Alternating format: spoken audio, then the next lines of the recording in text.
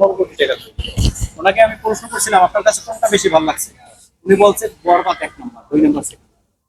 হতে পারে হয়তো, কারণ আমি সিঙ্গিদা মুভিটা দেখি না এখন পর্যন্ত, সে বলতে পারো না, বাট আমার কাছে বরবাদটা বেস্ট মনে হয়েছে। না, বাংলাদেশের কোনো মুভি এর থেকে ভালো কোনো মুভি দেখছেন বাংলাদেশে?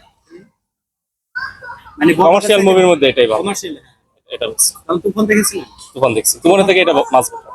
মাস বেটার। তুফানেরটাও ভালো ছিল। তুফান কেউ ছাড়াই গেছে। অবশ্যই খুবই ভালো। আচ্ছা, শাকিব খানের আরেকটা ছবি আসতেছে কোরবানির ঈদের, তাণ্ডব। ওটা দেখবো। ওটা পরিচালক রায়হান রাফি, তুফানের পরিচালক। আপনার কি মনে হয় এই মুভিকে বিট করতে পারবে ওই মুভি?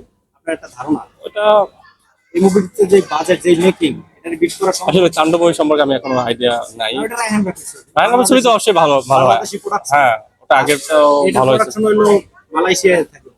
দেখছি, আমি কোরিয়ার সাথে কথা হয়েছিল। কথা হলো, হ্যাঁ, কোরিয়ার সাথে, তারপরে বাইরের সাথে পরিচালকের সাথে কথা বললাম। ভালো, আশা করি ভালো। তাণ্ডব ছবি, হ্যাঁ, এন্টারটেইনমেন্ট, ফুল এন্টারটেইনমেন্ট হয়েছে। মানে কোনো জায়গায় কোনো বিরক্ত ফিল করেন না? বিরক্ত না।